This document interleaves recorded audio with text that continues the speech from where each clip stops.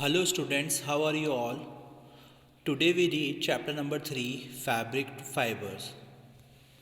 हम लोगों ने पुरानी वीडियो के अंदर हम लोगों ने देख लिया था कि क्या होता है फाइबर, क्या होता है सिंथेटिक फाइबर, क्या होता है नेचुरल फाइबर। लास्ट वीडियो के अंदर हम लोग ये चीज़ डिस्कस कर चुके हैं। आज हम लोग पढ़ेंगे कि कुछ ऐसे प्लांट्स जिससे हम लोगों को फाइबर मिलता है। चलिए फिर हम लोग स्टार्ट करते हैं। This is the second part of this chapter. Cotton you cotton have you ever made wicks for oil lamps. क्या आपने कभी लुई लुई मतलब क्या होता है कि ना ऑयल के जो लैम्प्स होते हैं, जब भी कभी दिया दिया समझ जाइए आप, दिया जो होता है वो कभी आपने बनाया है, ठीक है ना। उसके अंदर जो ऊपर, जैसे कि आप ये समझ लिया, हम लोग बनाते भी है ड्राइंग के अंदर, ये हो गया दिया, ठीक है। ये होता है कॉटन का, ठीक है, ये होता है कॉटन का, और इसी को हम लोग बोलते हैं हिंदी के अंदर लुई, ठीक है। ये चीज़ होती है लुई। तो इसी को अगर हम लोग इंग्लिश में क्या कहते हैं, विक्स। आगे बात समझ में, इसे हम लोग क्या कहते हैं, Vicks. Have you ever made wicks for oil lamps? What do you use for making this wicks? This cotton of wool is also wood used for filling mattress, coils और पिलोज। मतलब ये जो कॉटन होती है वो mattress के अंदर भी यूज़ में जाती है। मैट्रेस मतलब होता है जो गद्दे होते हैं, ठीक है, गद्दे जिस पे हम लोग सोते हैं, मैट्रेस बोलते हैं उसको। मैट्रेस के अंदर यूज़ में लिया जाता है, कॉइल्स में, या फिर पिलो के अंदर हम लोग रुई को भरते हैं। Take some cotton wool, pull it apart and look it its edges. आप एक कॉटन का कपड़ा लें और उसके अंदर आप pull it apart and look it its edges, और उसके एजेस को देखें। What do you observe the small thin strands that you see are made up of cotton fibres. तो आप ये देखेंगे कि जो कॉर्नर के अंदर जो चीज़ें हैं वो बने हुए हैं कॉटन के फाइबर से। Where does the cotton wool come from. तो कॉटन का जो वूल है वो आता कहाँ से है। It is grown in the fields. ये उगाया जाता है, कॉटन का जो वूल है वो उगाया जाता है खेतों के अंदर कॉटन प्लांट से। Are usually grown it at places having black soil and warm climate. यानी कि ये गर्म क्लाइमेट पर और काली मिट्टी के अंदर ये उगाया जाता है कॉटन को। Can you name some states of our country where cotton grown. क्या आप कुछ ऐसे स्टेट्स के अंदर कुछ ऐसी हमारी कंट्री के अंदर कुछ ऐसे स्टेट्स के नाम बता सकते हैं जहाँ पर कॉटन को उगाया जाता है। The fruits of the cotton plants, जिसे हम लोग बोलते हैं कॉटन बॉल्स, वो फ्रूट्स जो कि कॉटन का प्लांट होता है वो होता है cotton balls. Are about the size of lemon. वो बिल्कुल ऐसे साइज़ का होता है, लेमन के साइज़ का। After maturing the balls burst open the seeds covering with cotton fibres can be seen. जैसे ही वो लेमन साइज़ का जो वो फ्रूट होता है, ठीक है, वो मेट्योर हो जाता है, यानी कि वो पक जाता है, तो बॉल्स जो होती हैं वो फट जाती हैं, ठीक है ना, बर्स्ट हो जाती हैं, और उसके अंदर से एक बीज निकलता है जिसके चारों तरफ कॉटन का फाइबर हमें देखने को मिलता है। हैव यू एवर, ये देखिए आपको ये डायग्राम के अंदर आपको कॉटन प्लांट का फील्ड दिखाई देगा, ठीक है ना। तो seen a cotton field that is ready for picking. और फिर उसके बाद जैसे ही वो आपको कॉटन के फील्ड के अंदर वो जैसे ही वो बर्स्ट हो जाता है, ठीक है ना, फ्रूट, उसके बाद हम लोगों को वो रेडी हो जाता है उसको तोड़ने के लिए। It looks like a field covered with a snow.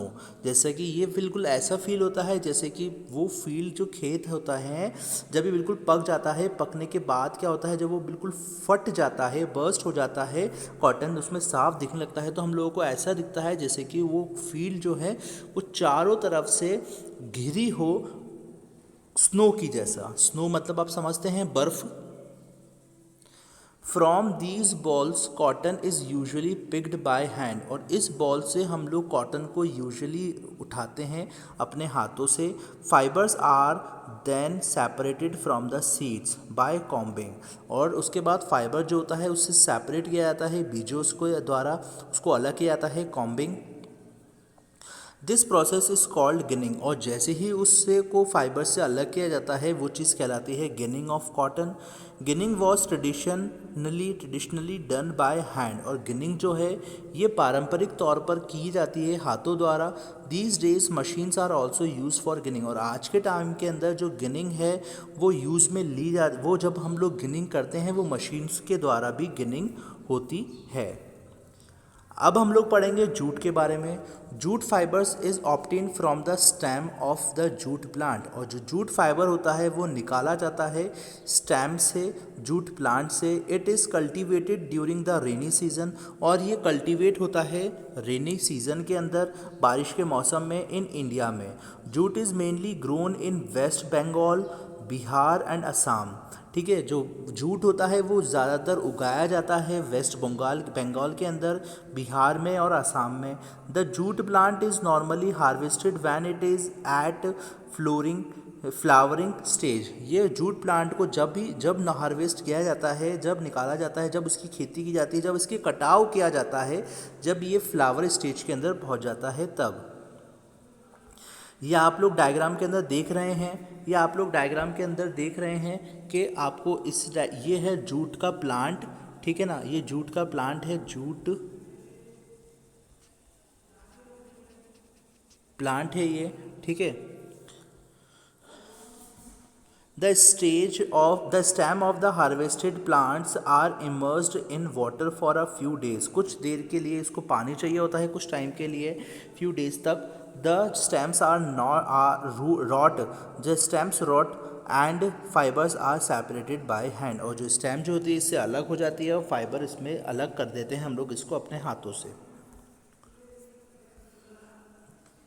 To make fabrics, all these fibers are first converted into yarns, और फैब्रिक बनाने के लिए सबसे पहले हम लोगों को इसको कन्वर्ट करना होता है फाइबर्स के अंदर, और फिर उसके बाद हम लोग इसको कन्वर्ट करते हैं यार्न्स में। हाउ इज़ डन, तो ये होता कैसे है, स्टार्ट करते हैं। ये होता कैसे है, स्पिनिंग कॉटन यार्न, कैसे स्पिनिंग करते हैं हम लोग कॉटन के यार्न से। You can try making cotton yarn your self, आप ट्राई कर सकते हैं, खुद ब खुद भी आप ट्राई कर सकते हैं कॉटन को यार्न से। Activity 4, hold some cotton wool in one hand, अपने हाथों के एक हाथ के अंदर कॉटन का वूल लें। Pinch some cotton between the thumb and forefinger, और उसको इस तरीके से आप ये लें। देखिए आप एक फोर फिंगर के अंदर आप एक इस साइड से तो आप कॉटन को पकड़ लें, और अपनी फोर फिंगर से यानी इस उंगली से आप इसको इस तरीके से पकड़ लें। ये है हमारा वूल, ठीक है। Now gently start pulling out the cotton, और उसके बाद अब पुलिंग आउट करना यानी कि उसको निकालने की करें, कॉटन को निकालें। While continuously twisting the fibres are you able to make yarn, और जैसे ही उसको रेगुलर आप कंटिन्यूसली आप ट्विस्ट करते रहेंगे वैसे ही आपको ये देखने को मिलेगा कि उसमें वो यार्न बन रहा है। The process of making yarn from fibres is called spinning, जो प्रोसेस होती है यार्न बनाने की फाइबर से वो कहलाती है spinning. In this process fibres from a mass of cotton wool are drawn out and twisted. इस वाली प्रोसेस के अंदर फाइबर्स के अंदर जो बहुत ज़्यादा कॉटन वूल निकलता है जिसे हम लोग ट्विस्ट करके वो निकालते हैं। This brings the fibres together to form a yarn, और ये वाली क्या करती है, फाइबर अपने साथ मिलके यार्न बनाती है। A simple device used for spinning is a hand spindle, जो सिंपल सी डिवाइस है स्पिनिंग की द्वारा is a hand spindle also called takli, जिसको हम लोग टकली के नाम से भी जानते हैं। Another hand operated device use for spinning is चरखा, और जो गांधी जी अपने ऊनी वस्त्र पहनते थे जिसे हम लोग चरखा कहते थे, वो भी उसी के द्वारा ही सूती कपड़ा वो बनाया करते थे। यूज़ ऑफ चरखा was popularised bye Mahatma Gandhi. देखिए मैंने आपको पहले बताया था कि महात्मा गांधी जो है वो चरखा को यूज़ किया करते थे और खादी वस्त्र पहना करते थे। As a part of independence movement he encourage people to where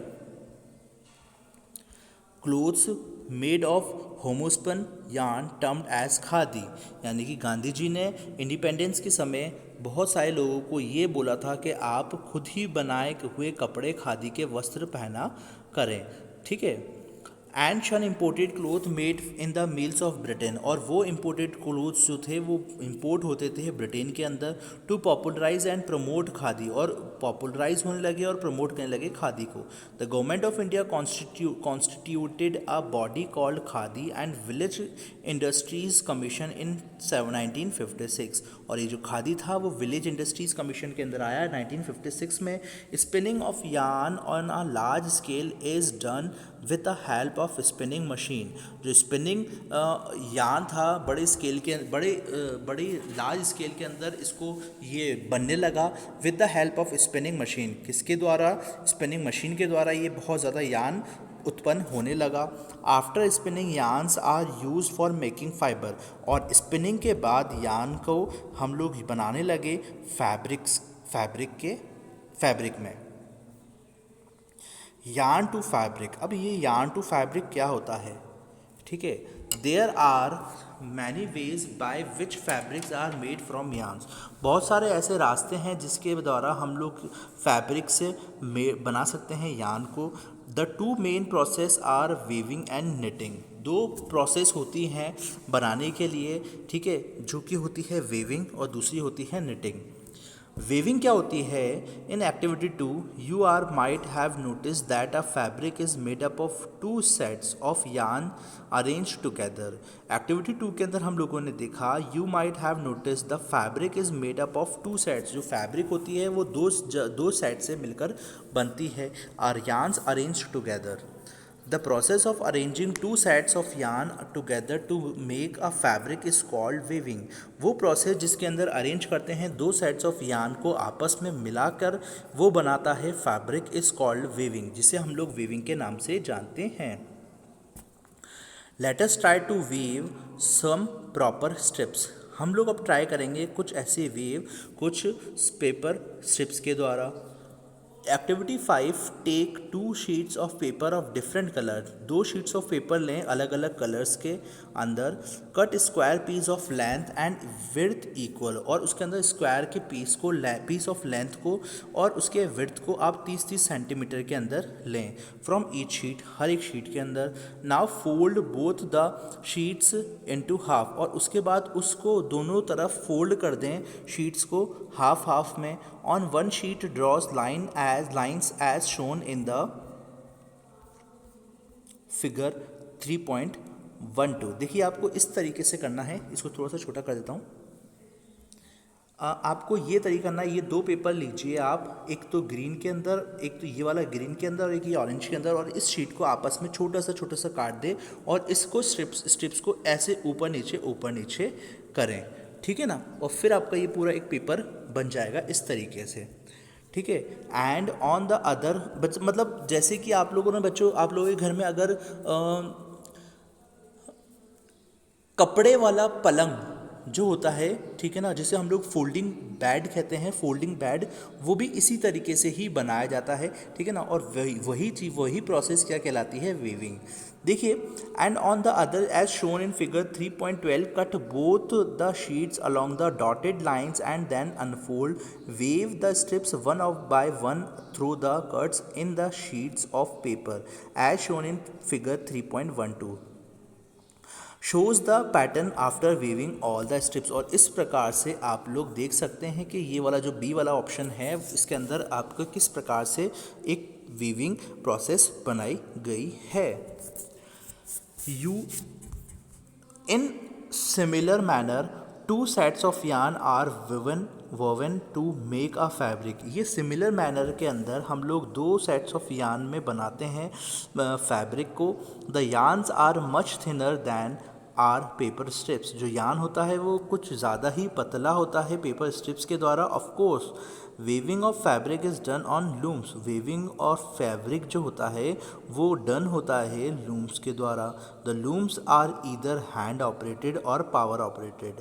जो लूम्स होता है वो या तो हैंड ऑपरेटेड हो सकता है या फिर पावर ऑपरेटेड हो सकता है, तो बच्चों आज का हमारा यहाँ पर लेक्चर ये ख़त्म होता है। नेक्स्ट वाले लेक्चर के अंदर हम लोग इस चैप्टर को पूरा फिनिश कर देंगे। निटिंग प्रोसेस बचा है और आगे की कौन सा प्रोसेस है वो हम लोग आगे डिस्कस करेंगे। अभी हम लोगों ने देखा वेविंग क्या होता है, ठीक है। और अगर आपको इस चैप्टर के अंदर कोई भी रिगार्डिंग प्रॉब्लम हो, कोई भी लाइन समझ में नहीं आ रही हो, कोई वर्ड समझ में नहीं आ रहा हो, तो मुझे व्हाट्सएप पे पर्सनल मैसेज करके पूछ सकते हैं। ठीक है बच्चों, ये अब आज का हमारा चैप्टर क्लासेस ख़त्म होती है। Thank you, have a great day.